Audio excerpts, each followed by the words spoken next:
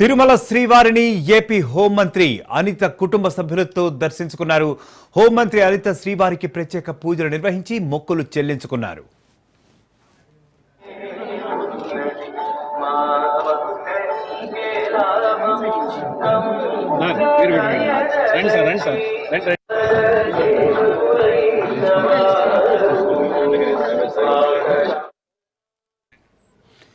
అనంతరం మీడియా సమావేశంలో మాజీ మంత్రి ఆర్కే రోజా వ్యాఖ్యలపై హోంమంత్రి వంగలపూడి అనిత ఫైర్ అయ్యారు. సభ్యతా సంస్కారం లేకుండా మాట్లాడే వారి గురించి ఏం మాట్లాడతామన్నారు. రాజకీయ నాయకులు ప్రజలకు ఆదర్శంగా ఉండాలని, కానీ కొందరు ఫ్రస్ట్రేషన్ ని తట్టుకోలేక అసభ్యంగా మాట్లాడుతున్నారని ఆమె విమర్శించారు. ఆ మాటల వల్ల సానుభూతి వస్తుందని అనుకుంటున్నారు, కానీ ప్రజలు మాత్రం వారిని అసహ్యించుకుంటున్నారని హోంమంత్రి అనిత వ్యాఖ్యానించారు.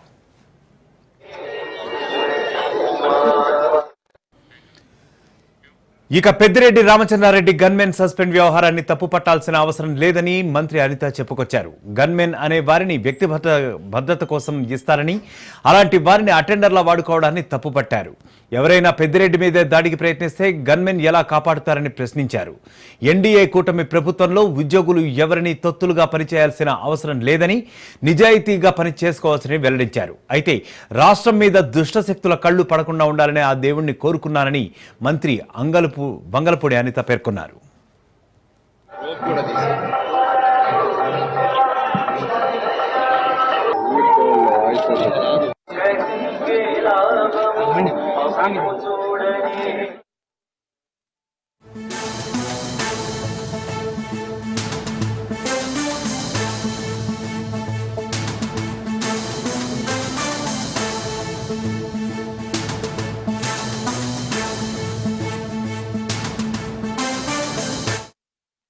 Breaking news. సీఎం రేవంత్ పై వివాదాస్పద వ్యాఖ్యలు చేసిన కౌశిక్ రెడ్డిపై కాంగ్రెస్ శ్రేణులు భగ్గుమంటున్నాయి. హనుమకొండ జిల్లా కమలాపూర్లో కౌశిక్ రెడ్డి చిత్రపటానికి చెప్పుల దండ వేసి గాడిదపై ఊరేగించి నిరసన వ్యక్తం చేశారు కాంగ్రెస్ నేతలు. అనంతరం కౌశిక్ రెడ్డి దిష్టిబొమ్మను దగ్ధం చేశారు. ఎప్పుడూ ఏదో ఒక చోట ఏదో ఒక విషయంపై రచ్చ చేస్తూ నిత్యం వార్తల్లో నిలవాలని తపనతోనే కౌశిక్ రెడ్డి ఇదంతా చేస్తున్నారని కాంగ్రెస్ శ్రేణులు మండిపడ్డాయి.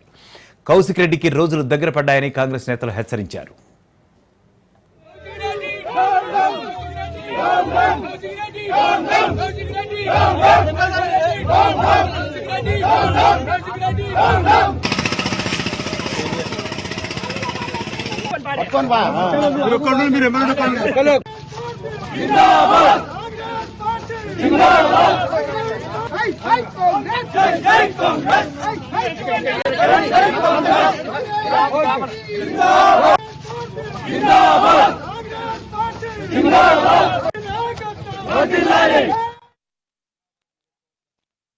ఎమ్మెల్యే పాడి కౌశిక్ రెడ్డి గారి మాట్లాడుతున్న మాటలను చూస్తుంటే నియోజకవర్గ ప్రజలే కాకుండా రాష్ట్ర ప్రజలు కూడా ముక్కు మీద వేలేసుకుంటున్నారు.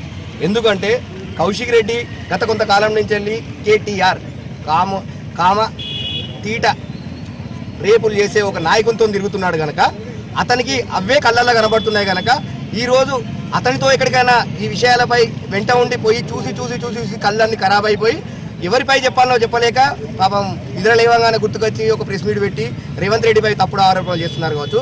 దమ్ముంటే ఒక్కసారి కౌశిక్ రెడ్డి నీకు కమలాపూర్లో ఒకసారి కాంగ్రెస్ పార్టీతో పెట్టుకుంటే ప్రజల మధ్య నుంచి ఎట్టా తరిమిచ్చాము ఒకసారి గుర్తుకుంది కదా. నీకు దమ్ము ధైర్యం ఉంటే రా బిడ్డ రా. ఈ నిరూపించకపోతే నిన్ను ఈ రోజు మీ గాడిద మీద ఒక బొమ్మనే ఎక్కించి తిప్పినాం, రేపు నిన్ను ఎక్కించి తిప్పుతాం. ఇట్టనే రోడ్డు మీద పెట్రోల్ పోసి తలగబెడతాం బిడ్డ. ఏమనుకుంటున్నావో?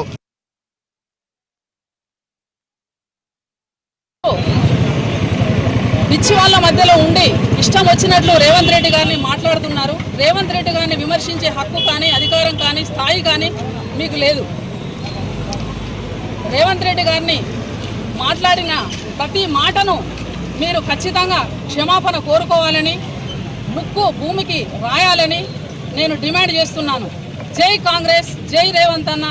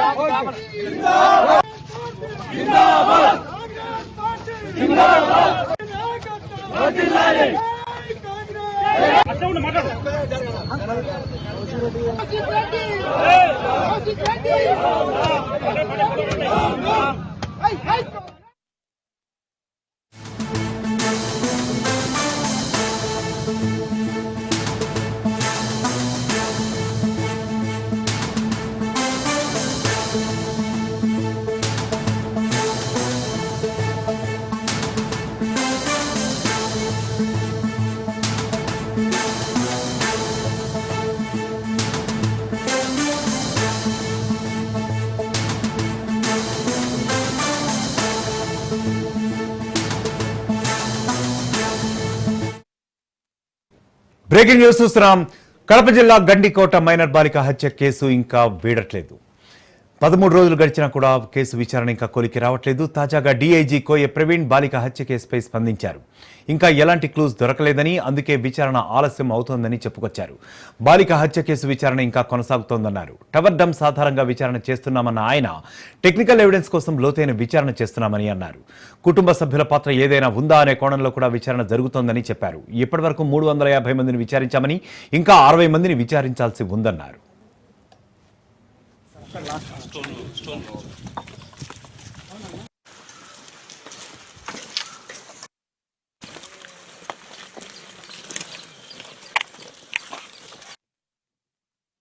గండికోట మైనర్ బాలిక హత్య విషయంలో దర్యాప్తు అయితే ముమ్మరంగా జరుగుతూ ఉండింది. సో మనకేంటంటే మన ప్రాథమిక అంచనా ప్రకారం హత్య అనేది 11:45 నుంచి 1:45 మధ్యలో జరిగి ఉండే అవకాశం ఉందని మనం ప్రాథమిక నిర్ధారణకు వచ్చాం. సో ఇప్పుడు మనకి అక్కడ ఆ ప్రాంతంలో, ఆ ప్రాంగణంలో ఎక్కడా కూడా రంగనాథ స్వామి ఆలయం కానీ ఆ పరిసర ప్రాంతాల్లో సీసీటీవీ కెమెరాలు అనేవి లేకపోవటం వల్ల, అందుబాటులో లేకపోవటం వల్ల కూడా పూర్తిగా టవర్ డంప్ అనాలిసిస్ మీద మా యొక్క పరిశోధన జరుగుతుంది, దర్యాప్తు జరుగుతుంది. జాతర కూడా జరుగుద్ది అక్కడ. అవతల వైపు, నది అవతల వైపు ఉన్న కొండ మీద టవర్ కూడా వస్తుంది. సో అన్నిటి మీద మనం అంతా కూడా నేరో డౌన్ చేసిన తర్వాత ఆ రోజు వచ్చిన 350 మంది సందర్శకుల్లో ఆ 2 గంటల సమయంలో ఆ 2 టవర్లోనూ కూడా 69 మంది సందర్శకులు అక్కడ ఉన్నట్టు మనం నిర్ధారణకు వచ్చాం. సో వాళ్ళ కోసం కూడా టీమ్స్ పంపించడం జరిగింది. వాళ్ళందరినీ కూడా వాళ్ళు ఏ ఊర్ల నుంచి వచ్చారో అన్ని ఊర్లకి మన టీమ్స్ తిరిగి అక్కడే ప్రాథమికంగా దర్యాప్తు చేస్తూ ఉన్నారు. ఇదేమిటంటే మనకి ఇది ప్యూర్ టెక్నికల్ అనాలిసిస్ కాబట్టి ఒక విధంగా చెప్పాలంటే ఇప్పుడు మనం చేస్తున్నది ఏంటంటే హెర్క్యూలియన్ టాస్క్ అనమాట. కొండను తవ్వి ఎలుకను పట్టే క్రమం దిశగా మన యొక్క ప్రయత్నం జరుగుతుంది. ఖచ్చితంగా ఇది ఛేదిస్తాం. కాకపోతే ఏంటంటే పూర్తిగా ఎటువంటి ప్రత్యక్ష సాక్షులు కానీ ఏమీ లేకపోవటం, తర్వాత పరోక్షంగా సామాజిక మాధ్యమాల్లో అంతా కూడా కుటుంబ సభ్యుల వైపు వేలెత్తి చూపడం వల్ల ఏంటంటే మనం పూర్తిగా టెక్నికల్ మీద ఆధారపడి ఉన్నాం. అన్ని రకాలుగా మనం అన్ని చూసిన తర్వాత అవసరమైతే కుటుంబ సభ్యుల మీద కూడా మనం విచారిస్తాం. ఇక విద్యార్థిని మర్డర్ మిస్టరీగా మారింది. హత్య జరిగి 13 రోజులు కావస్తున్నా నిందితులను గుర్తించలేకపోయారు. ఇంకా దీంతో హత్య కేసుపై అనేక రకాలైన అనుమానాలు కూడా వ్యక్తమవుతున్నాయి. ఈ నెల 14వ తేదీన విద్యార్థిని హత్య జరగ్గా 350 మంది పర్యాటకులు అదే రోజు గండికోటను సందర్శించుకున్నారు. వచ్చిన పర్యాటకుల వివరాలన్నీ సేకరించిన పోలీసులు 350 మందిని విచారించారు. మరో 60 మందిని విచారించే అవకాశం కూడా ఉంది. మరోవైపు విద్యార్థిని కుటుంబ సభ్యులను కూడా అధికారులు విచారిస్తున్నారు. కీలకమైన ఆధారాల సేకరణలో గండికోటలో దర్యాప్తు బృందాలు గాలిస్తున్నాయి. ఇక ఇదే విషయంపై మా ప్రతినిధి హుసేన్ ఫోన్ అందిస్తారు. కడప జిల్లా గండికోటలో జరిగినటువంటి ఇంటర్ విద్యార్థిని హత్యకు సంబంధించినటువంటి కీలకమైనటువంటి విషయాలు ఇప్పుడు కొద్దిసేపటి క్రితము కర్నూలు రేంజ్ డిఐజీ కొన్ని కీలకమైనటువంటి వ్యాఖ్యలు చేశారు కోయ ప్రవీణ్ గారు. అయితే ఈ వ్యాఖ్యల వెనుక ఉద్దేశము ఏమో గాని ఇప్పటికీ కూడా వైష్ణవి హత్యకు సంబంధించినటువంటి ఎలాంటి ఆధారాలు కూడా ఇంకా దొరకలేదు. ఇంకా సెర్చ్ చేస్తూనే ఉన్నాము, ఇంకా టీములు పనిచేస్తున్నాయని ఆయన చెప్పుకుంటూ వచ్చారు. అదే రోజు హత్య జరిగినటువంటి రోజు అంటే ఈ నెల 14వ తేదీన అక్కడ అంటే వైష్ణవి పడి ఉన్నటువంటి అంటే వైష్ణవి హత్య 11:45 నుంచి 1:45 మధ్య అంటే 2 గంటల మధ్య ప్రాంతంలో ఈ హత్య జరిగిందని కూడా ఆయన చెప్పుకొచ్చారు. ఈ హత్య జరిగినటువంటి ప్రాంతంలో సెల్ టవర్లు కేవలం 2 సెల్ సిగ్నల్స్ మాత్రమే వస్తున్నాయి. లోయకు అంటే గండికోటకు అవతలి గ్రామాలకు మధ్య విడదీసేటువంటి ఒక లోయ అంటే పెన్నా నదికి సంబంధించినటువంటి ఒక లోయ అక్కడ ఉంది. ఆ లోయకు అటువైపు ఒక సిగ్నల్, ఇటువైపు ఒక సిగ్నల్ వస్తుంది. ఆ సిగ్నల్స్ ఆధారంగానే ఇప్పుడు మనము పూర్తిగా ఆధారాలు సేకరించాల్సినటువంటి అవసరం వచ్చింది. అవతల ఉన్నటువంటి అంటే లోయకు అవతల ఉన్నటువంటి గుర్రప్పకూర అనేటువంటి ఒక దేవస్థానం ఉంది. అక్కడ ప్రతి సోమవారము జాతరలు జరుగుతుంటాయి. ఆ జాతర జరిగేటువంటి సమయంలో తర్వాత గండికోటకు వచ్చినటువంటి పర్యాటకులు మొత్తం 350 మంది అక్కడికి వచ్చారు. అందరినీ కూడా అంటే టవర్ డంప్స్ ద్వారా వాళ్ళ వివరాలన్నీ సేకరించుకొని వాళ్ళ దగ్గరికి వెళ్ళి అందరూ అంటే టీంలు ప్రత్యేకంగా పనిచేస్తున్నటువంటి టీంలు అక్కడికి వాళ్ళ దగ్గరికి వెళ్ళి విచారణ జరుపుతున్నారు. అలాగే ఈ హత్య చేసినటువంటి 2 గంటల సమయంలో 69 మందిని ట్రేస్ అవుట్ చేయగలిగినాము. వాళ్ళ వద్దకు కూడా ప్రత్యేక టీంలు వెళ్ళి పోలీసు బృందాలు విచారిస్తున్నాయి అని చెప్పుకుంటూ వచ్చారు. అలాగే ఈ హత్య జరిగినటువంటి ప్రాంతంలో సీసీ కెమెరాలు కానీ తర్వాత ప్రత్యక్ష సాక్షులు కానీ తర్వాత ఈ మర్డర్కు సంబంధించి ఎవరు సహకరించకపోవడంతో ఈ హత్య ఎవరు చేసింది అనేటువంటి విషయంపై ఆలస్యం జరుగుతుంది అని చెప్పుకుంటూ వచ్చారు కోయ ప్రవీణ్. అయితే ఇంకొక విషయం ఇక్కడ ఆలోచించాల్సిన విషయం ఏంటంటే కేవలం ఇప్పుడు సాంకేతిక నైపుణ్యంతోనే ఈ కేసును పూర్తిగా ఛేదించాల్సినటువంటి అవసరం ఉందని కూడా ఈయన అంటే కోయ ప్రవీణ్ చెప్పుకుంటూ వచ్చారు. అయితే ఇంకొక విషయం ఈయన చేసి చెప్పడం అంటే ఇన్ని రకాలైనటువంటి బృందం అంటే దాదాపుగా ఇవాటికి 13 రోజులు అయినప్పటికీ కూడా ఇప్పటికీ ఆ కేసు విచారణ కొనసాగుతూనే ఉంది.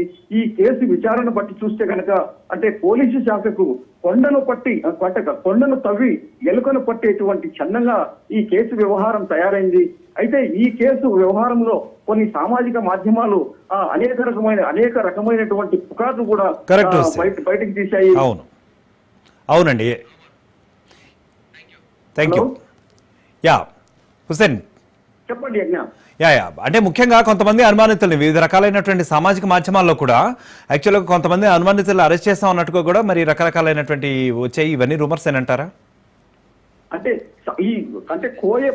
కర్నూలు రేంజ్ డిఐజీ కోయ ప్రవీణ్ గారు చెప్పేటువంటి ప్రకారం అయితే కనుక ఈ సామాజిక మాధ్యమాల్లో వచ్చేటువంటి అన్ని అంశాలు కూడా ఈ కేవలం పుకార్లే, మా అదుపులో ఎవరూ లేరు, కేవలం అంటే లోకేష్ అంటే స్నేహితుడైనటువంటి లోకేష్ కూడా మా అదుపులో లేడు, అవసరం వస్తే తల్లిదండ్రులను వాళ్ళ కుటుంబ సభ్యులను అందరినీ విచారిస్తాము, అయితే వాళ్ళ పాత్ర ఉందా లేదా అనేది కూడా ఇంకా విచారణలో తేలాల్సి ఉంది, మా అదుపులో ఇంకా ఎవరూ లేరు, ఈ కేసులు అయితే పరిష్కరిస్తామని కోయ ప్రవీణ్ చెప్తున్నారు.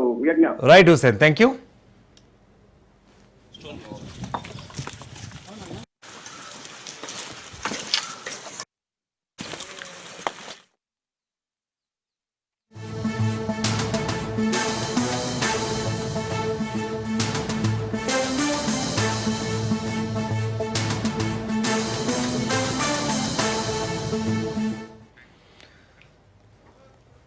ఇక జయశంకర్ భూపాల్పల్లి జిల్లాలో బొగ్గు ఉత్పత్తి నిలిచిపోయింది. గత 3 రోజులుగా ఎడతెరిపి లేకుండా కురుస్తున్న వర్షాలతో చెల్పూర్ కాకతీయ థర్మల్ ప్రాజెక్టులో బాయిలర్ ట్యూబ్ లీకేజీ ఏర్పడింది. దీంతో 500 మెగావాట్ల విద్యుత్ ఉత్పత్తి నిలిచిపోయింది. సంబంధిత అధికారులు మరమ్మతు పనులు చేపట్టారు.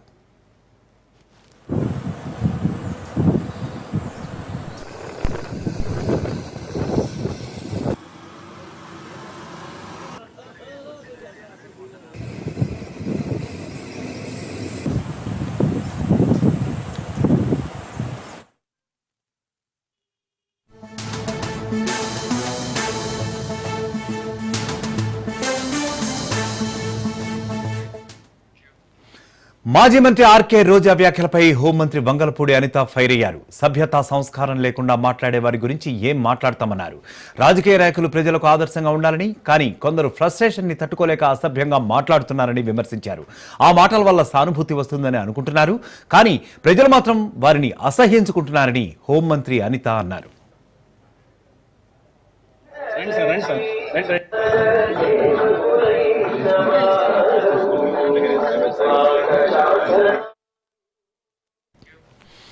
ఇక పెద్దిరెడ్డి రామచంద్రారెడ్డి గన్మెన్ సస్పెండ్ వ్యవహారాన్ని తప్పు పట్టాల్సిన అవసరం లేదని మంత్రి అనిత చెప్పుకొచ్చారు. గన్మెన్ అనే వారిని వ్యక్తిగత భద్రత కోసం ఇస్తారని, అలాంటి వారిని అటెండర్లా వాడుకోవడాన్ని తప్పుపట్టారు. ఎవరైనా పెద్దిరెడ్డి మీద దాడికి ప్రయత్నిస్తే గన్మెన్ ఎలా కాపాడుతారని ప్రశ్నించారు. ఎన్డీఏ కూటమి ప్రభుత్వంలో ఉద్యోగులు ఎవరికి తొత్తులుగా పనిచేయాల్సిన అవసరం లేదని, నిజాయితీగా పనిచేసుకోవచ్చని వెల్లడించారు అనిత. అయితే రాష్ట్రం మీద దుష్టశక్తుల కళ్లు పడకుండా ఉండాలని ఆ దేవుణ్ణి కోరుకున్నానని మంత్రి వంగలపూడి అనిత పేర్కొన్నారు. రాష్ట్రం సుభిక్షంగా ఉండాలి, రాష్ట్రంలో ప్రజలందరూ కూడా హ్యాపీగా ఉండాలి, ఎటువంటి దుష్టశక్తుల ప్రభావాలు కూడా రాష్ట్రం మీద పడకూడదు అని చెప్పి అమ్మవారిని అదేవిధంగా అయ్యవారిని ఇద్దరిని కూడా కోరుకొని రావడం జరిగింది. ఈరోజు అందరూ బాగుండాలని మనస్ఫూర్తిగా కోరుకుంటున్నాం. ఏమండి, లిక్కర్ వ్యవహారంలో సిట్ దర్యాప్తు కొనసాగుతుంది, అది మీకు కూడా తెలుసు. దర్యాప్తులో భాగంగా వాళ్ళు ఏం చేస్తున్నారో మీకు అందరికీ కూడా తెలుస్తున్నాయి. కొన్ని విషయాలు ఆ విచారణకి వదిలేయాలి. విచారణ జరుగుతుంది కాబట్టి విచారణ జరగనివ్వండి. విచారణ జరిగిన తర్వాత ఏం జరిగింది, ఎలా జరిగింది అన్నది డిపార్ట్మెంట్ వాళ్ళు కూడా చాలా క్లియర్గా మీకు చెప్తారు. ఏమండి, నాకు వీళ్ళు సెక్యూరిటీ గన్మెన్ దేనికి? మనకి సెక్యూరిటీ గురించి. ఎవరైనా గబుక్మన్ వచ్చినా, ఎవరైనా అటాక్ చేయాలనుకున్నా, అటాక్ చేసే పరిస్థితులు ఉన్నా కూడా గన్మెన్ అన్న వాళ్ళు అలర్ట్గా ఉండాలి. అంతేగాని గన్మెన్ అన్న వాళ్ళు అలర్ట్ కాకుండా ఏదో అటెండర్ చేతిలో పెట్టినట్టుగా తీసుకొచ్చి మొత్తం అంతా చేతిలో పెడితే రేపు పొద్దున్న అదే పెద్దిరెడ్డి మీద ఎవరైనా అటాక్ చేసే పరిస్థితి వస్తే వీళ్ళు దాన్ని ఎలాగ రిస్క్ చేయగలరు? అది మినిమం కామన్ సెన్స్ అండి. దాని గురించి ఏదో కావాలని చేయాల్సిన నెసెసిటీ ఎవరికి లేదు. నేను ఒక్కటే కోరుకుంటున్నా, మా ఎన్డీఏ గవర్నమెంట్లో ప్రభుత్వ ఉద్యోగస్తులు ఎవరి ఉద్యోగం వాళ్ళు నీతిగా నిజాయితీగా యాజ్ పర్ రూల్స్ చేసుకోండి, దానికి ఆ ఫ్రీడమ్ ఉంది. అంతే తప్పించి ఎవరు తొత్తులుగా వ్యవహరించాల్సిన అవసరం లేదు, అలాగే మీ మీద తెచ్చుకోవాల్సిన అవసరం లేదు. లాస్ట్ గవర్నమెంట్లో ఇలాగే చేసుకుని కొంతమంది ఎంత ఇబ్బంది పడ్డారో మనం కూడా చూసాం. అటువంటి ఇబ్బంది మా గవర్నమెంట్లో ఉన్న ఆఫీసర్స్ రాకూడదని మేము కోరుకుంటున్నాం. దయచేసి దాని ప్రకారంగా కూడా నడుచుకోమని నేను విజ్ఞప్తి చేస్తున్నాను. గ్రేటర్ వరంగల్ మున్సిపల్ కార్పొరేషన్ కార్యాలయంలోకి వర్షం నీరు వచ్చి చేరుతోంది. కురిసిన వర్షానికి కార్యాలయంలోకి నీళ్లు రావడంతో సిబ్బంది అప్రమత్తమయ్యారు. ఇటీవల స్లాబ్ నుండి లీకేజ్ అవుతూ నీళ్లు కారడంతో మరమ్మతులు చేయించారు. జిల్లాలో భారీ వర్షం కురుస్తోంది. డాక్యుమెంట్లు తడుస్తున్నాయని అధికారులు హైరాణ పడుతున్నారు. నగరంలోని లోతట్టు ప్రాంతాల్లో జలమయమైతే టోల్ ఫ్రీ నంబర్ ఇచ్చారు. అదే గ్రేటర్ వరంగల్ మున్సిపల్ కార్యాలయంలోకి నీళ్లు వస్తే ఎవరికి ఫోన్ చేస్తారని ప్రజలు అధికారులను ఇప్పుడు ప్రశ్నించే పరిస్థితి నెలకొంది. నీళ్ల లీకేజ్పై శాఖాపరమైన చర్యలు తీసుకోవాలని నగర ప్రజలు కోరుతున్నారు.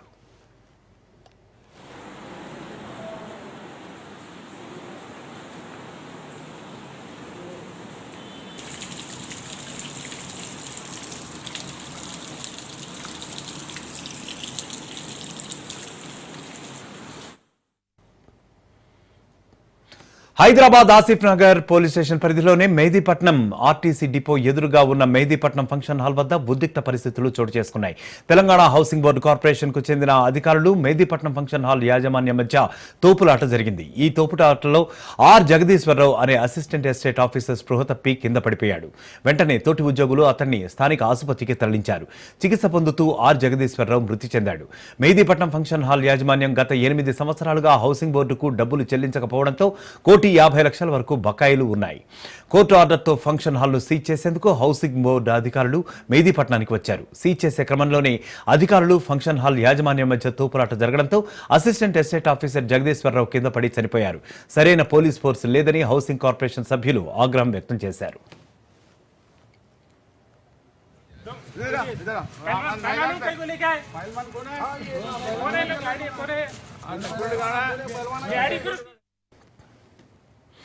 ప్రతిపక్ష నాయకుడు కేసీఆర్ ను తలుచుకోకుండా సీఎం రేవంత్ రెడ్డి ప్రసంగం ఉండదని మాజీ మంత్రి హరీష్ రావు కామెంట్స్ చేశారు. బీఆర్ఎస్వి రాష్ట్ర స్థాయి సదస్సు వేదికగా సీఎం రేవంత్ తీరుపై మండిపడ్డారు. ఏనాడు జై తెలంగాణ అనే వ్యక్తి రేవంత్ రెడ్డి నేడు జై ఢిల్లీ, జై సోనియా, జై మోదీ అంటున్నాడని ఎద్దేవా చేశారు. తెలంగాణ ద్రోహుల చరిత్ర రాస్తే చంద్రబాబు పేరు మొదలు, ఆ తర్వాత రేవంత్ పేరు వస్తుందని హరీష్ రావు అన్నారు. నీళ్లు ఏపీకి, నిధులు ఢిల్లీకి తరలిస్తున్నారని ఆయన మండిపడ్డారు.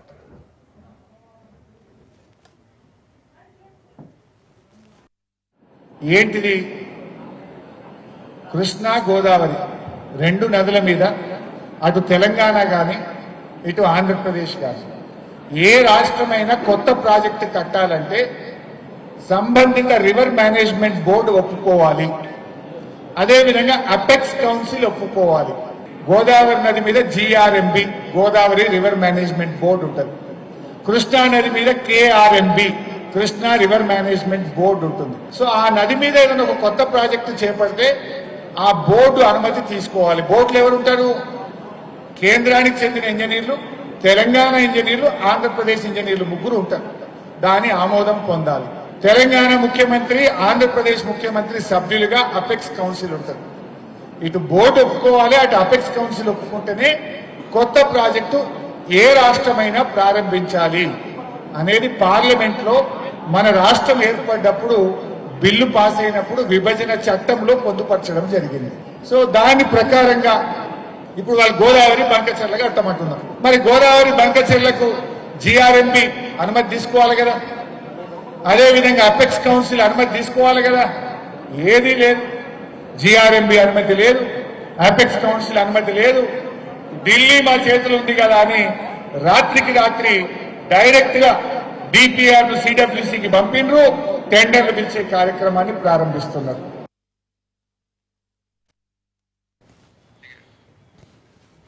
హైదరాబాద్ పాతబస్తీ బండ్లగూడలో గంజాయి పట్టుబడింది. వైజాగ్ నుంచి హైదరాబాద్ కు గంజాయి తరలిస్తూ ఉండగా పక్కా సమాచారం మేరకు డీసీపీ చైతన్య ఆదేశాలతో బండ్లగూడ చౌరస్తా వద్ద కారును పోలీసులు అడ్డుకున్నారు.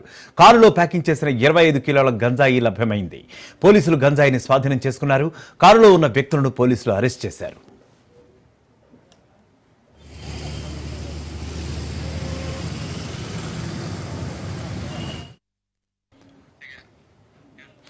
శ్రీకాకుళం జిల్లా ఈచ్ఛాపురం పోస్టాఫీసులో నగదు మాయం కలకలం రేపుతోంది. పోస్టాఫీస్ ఖాతాల్లో ఉన్న 2.86 కోట్ల రూపాయలను కేటుగాళ్లు కాజేశారు. గుర్తు తెలియని వ్యక్తి ఫిర్యాదుతో పోస్టాఫీస్ అధికారులు దర్యాప్తు చేస్తున్నారు. 34 ఖాతాల్లో సొమ్ము మాయమైనట్లుగా ఇప్పటికే అధికారులు గుర్తించారు. ఆన్లైన్ ద్వారా గడువుకు ముందుగానే మూసివేసి సొమ్మును కేటుగాళ్లు కాజేశారు. పోస్టాఫీసులో నగదు మాయంపై సిపిఐకి ఫిర్యాదు చేశారు అధికారులు. ఖాతాదారులకు వడ్డీతో సహా పూర్తిగా చెల్లిస్తామని అధికారులు భరోసా ఇచ్చారు.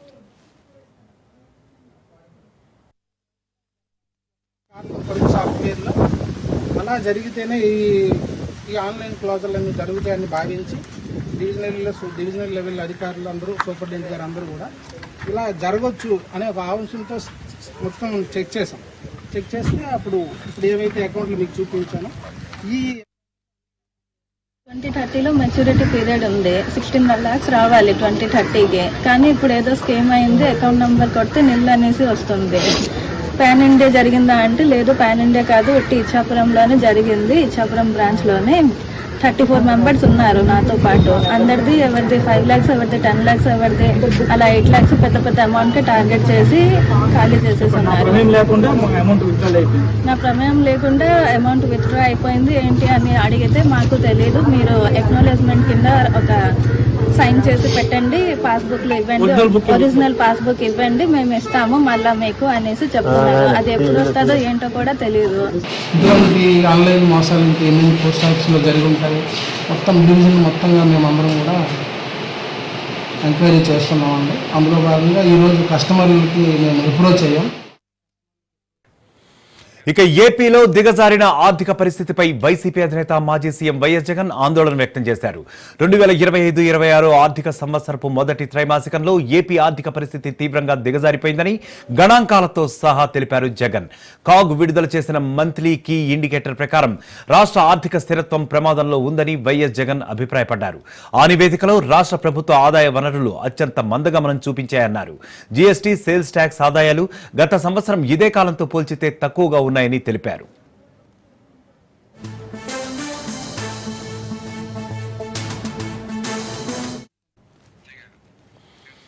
రాజ్ న్యూస్ ఎఫెక్ట్తో రామాలయం సెట్ మూతపడింది. విశాఖపట్నంలో అయోధ్య రామాలయం సెట్ వేసి డబ్బులు వసూలు చేస్తున్న ముఠాకు ఎట్టకేలకు పోలీసులు చెక్ పెట్టారు. దేవుడి పేరుతో దుర్గాప్రసాద్ మోసాలకు పాల్పడుతున్నాడని తెలిసింది. భద్రాచలం దేవస్థానం పండితులతో సీతారాముల కళ్యాణోత్సవం పేరుతో భక్తులకు టోకరా వేశాడు అతను. ఆడియో లీక్ తో దుర్గాప్రసాద్ బాగోతాలన్నీ ఒక్కొక్కటిగా బయటకు వచ్చాయి. దుర్గాప్రసాద్ మోసాలను రాజ్ న్యూస్ బయటపెట్టింది. నిందితుడికి 41A కింద పోలీసులు నోటీసులు జారీ చేశారు. అయోధ్య సెట్ ను మూసివేయాలని కలెక్టర్ ఆదేశాలు జారీ చేశారు. సెట్లు వేసి దోచుకునే వారిని కఠినంగా శిక్షించాలని డిమాండ్ చేశారు. ప్రభుత్వం విచారణ చేయాలని కోరారు. సెట్ ప్రాంగణంలో స్టాళ్లు పెట్టుకోవడానికి తమ నుంచి నిర్వాహకులు భారీగా డబ్బులు వసూలు చేశారంటూ కొందరు ఫిర్యాదు చేశారు. దీనిపై కూడా పోలీసులు నిర్వాహకులను స్టేషన్ కు పిలిపించి మాట్లాడారు. స్వచ్ఛందంగా మూసేస్తే మంచిదని, లేదంటే ఇబ్బందులు తప్పవని హెచ్చరించారు.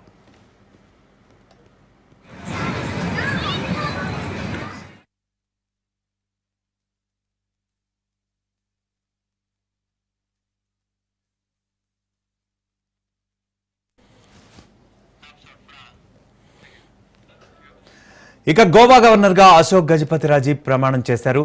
గవర్నర్ బంగ్లా దర్బార్ హాల్లో బాంబే హైకోర్టు చీఫ్ జస్టిస్ ప్రమాణ స్వీకారం చేయించారు ఆయన చేత.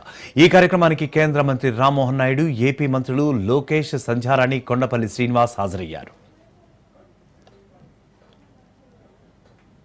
and will, to the best of my ability, preserve, protect, and defend the Constitution and the law, and that I will devote myself to the service and well-being of the people of Goa.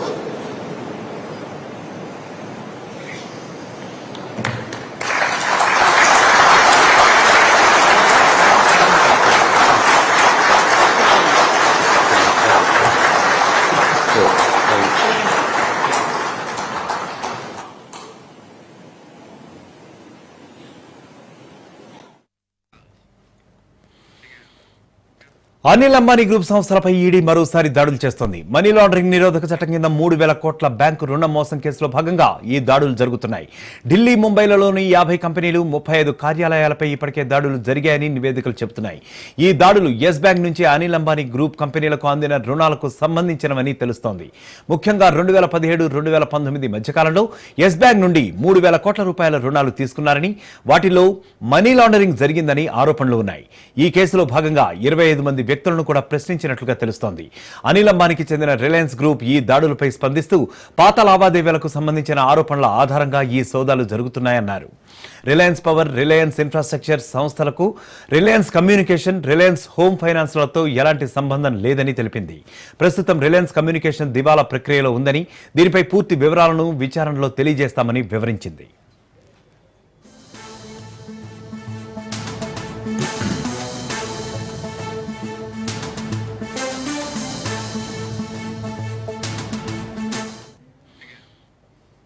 UPI యూజర్లకు భారీ shock తగలనుంది. August 1వ తేదీ నుంచి రాబోయే కొత్త rules కస్టమర్లకు శరాఘాతం లాంటిదేనని చెప్పవచ్చు. August 1వ తేదీ నుంచి యూజర్లు రోజుకి 50 సార్లు మాత్రమే బ్యాలెన్స్ చెక్ చేసుకునే వీలుంది. ఆ తర్వాత కూడా చెక్ చేసుకోవాలంటే కొంత మొత్తాన్ని ఛార్జ్ చేయనున్నారు. అలాగే ఫోన్ నెంబర్ లింక్ చేసి ఉన్న బ్యాంక్ ఖాతాలను రోజుకి 25 సార్లు మాత్రమే చూడవచ్చు. ఆటో పేమెంట్ ట్రాన్సాక్షన్స్ కు ఫిక్స్డ్ టైం స్లాట్స్ కూడా ఉంటాయి. అయితే పేమెంట్ డిలేస్, ఫెయిల్డ్ ట్రాన్సాక్షన్స్ తగ్గించేందుకు ఎన్పీసీఐ ఈ రూల్స్ ను తీసుకువస్తోంది. అయితే ట్రాన్సాక్షన్ లిమిట్ లో ఎలాంటి మార్పు లేదని ఎన్పీసీఐ వెల్లడించింది.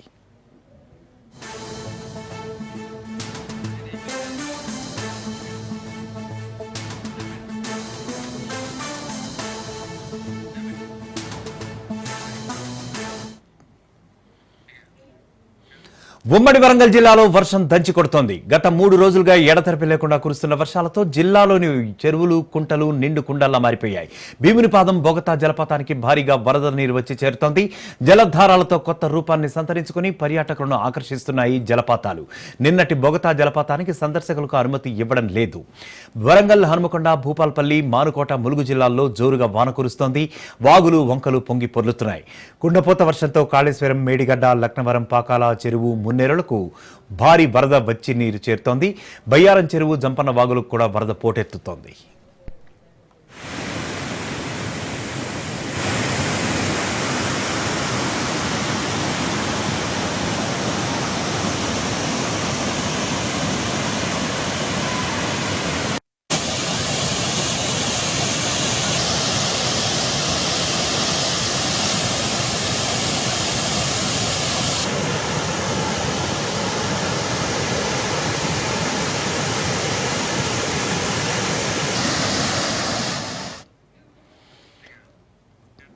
ఉపరితల ఆవర్తన ద్రోణి ప్రభావంతో తెలుగు రాష్ట్రాల్లో విస్తారంగా వర్షాలు కురుస్తున్నాయి. ముఖ్యంగా మహానగరం హైదరాబాద్లో గత 3 రోజులుగా ముసురు పట్టుకుని ఎడతెరిపి లేకుండా వర్షాలు కురుస్తూనే ఉన్నాయి. తాజాగా మరో 24 గంటల పాటు నగరంలో మోస్తరు నుంచి భారీగా వర్షాలు కురిసే అవకాశం ఉందని వాతావరణ శాఖ అలర్ట్ జారీ చేసింది. ఈ మేరకు నగర వ్యాప్తంగా ఉదయం 9 గంటలకు భారీ వర్షం ప్రారంభమైంది. Jubilee hills, Banjara hills, Khairatabad, assembly, కోటి, నాంపల్లి, హిమాయత్ నగర్, ఉప్పల్, సికింద్రాబాద్, ట్యాంక్బండ్, బేగంపేట ప్రాంతాల్లో భారీగా వర్షం కురుస్తోంది. దీంతో లోతట్టు ప్రాంతాలన్నీ కూడా జలమయం అవడంతో ఉదయాన్నే ఉద్యోగాలకు వెళ్లే వాహనదారులు తీవ్ర ఇబ్బందులు ఎదుర్కొంటున్నారు. ఇప్పటికే 3 రోజులుగా భారీగా వర్షం కురుస్తూ ఉండగా తాజాగా వర్షంతో నగరంలోని రోడ్లన్నీ కూడా చెరువులను తలపిస్తున్నాయి. దీంతో వరద నీటిని క్లియర్ చేసేందుకు జీహెచ్ఎంసీ, హైడ్రా అధికారులు తీవ్రంగా శ్రమిస్తున్నారు.